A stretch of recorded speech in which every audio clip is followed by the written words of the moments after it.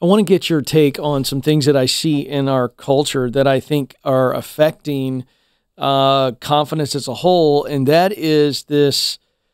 It's like a fear of hard work. We're seeing this more and more, and again, my generation of parents, it starts with my parents, then my generation, and we are protecting kids so much from hard things that they don't know how to do hard things. And so when they experience hard things, it can absolutely flatten them. And I'm not making excuses for them, but it is starting to really affect our work culture. There is the anti-work movement where it's like, we don't think we should work at all. We think we should get a universal income. There is financially independent, retire early. It's called the FIRE movement, where they're working like dogs for 25 years to try to quit and never work again at 40. We've got quiet quitting, which is I'm going to do the bare minimum just to not get fired. I mean, you're a former executive. You speak to massive companies. You're in the middle of this. You're a go-getter. How do you feel about the way America sees work today?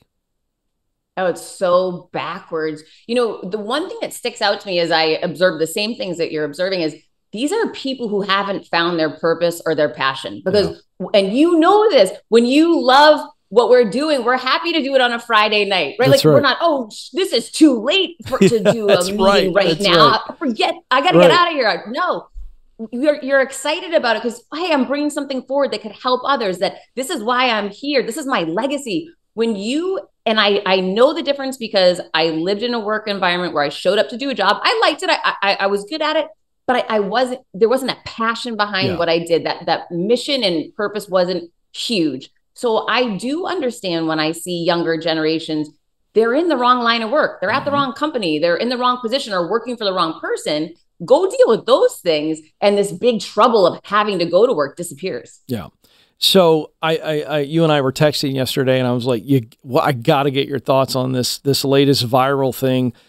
This is not a loser. This woman she's accomplished by all effects. She kind of looks, she doesn't seem like a loser. She's got a corporate job, but she makes this video and it goes viral, and it's like, you need a lazy girl job. And I'm not qualified to talk about this. I'm a girl dad, and I love being a girl dad. I got 2 boys as well.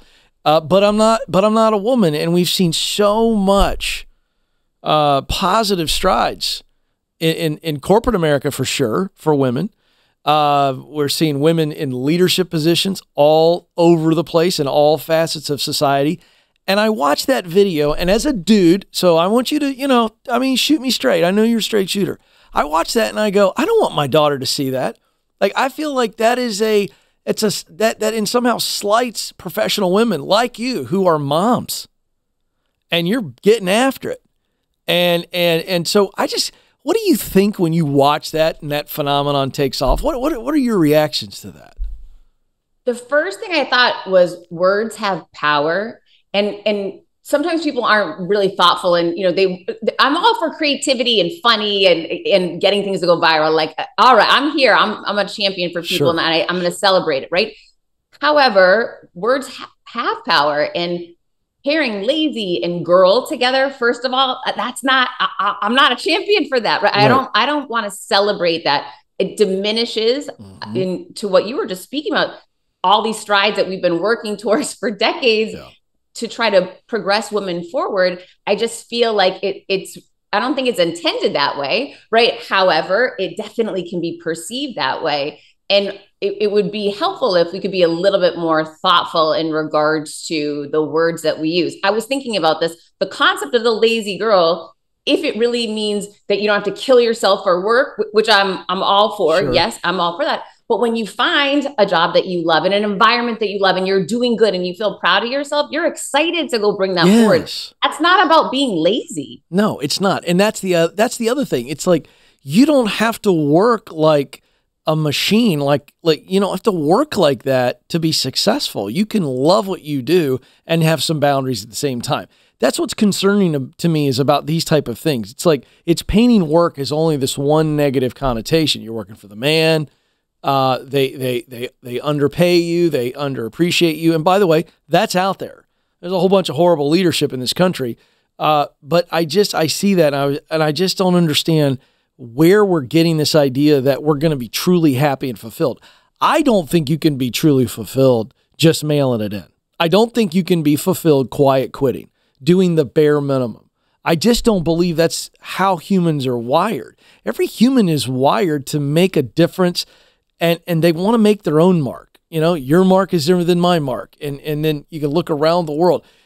This idea of just accepting average to me sounds depressing.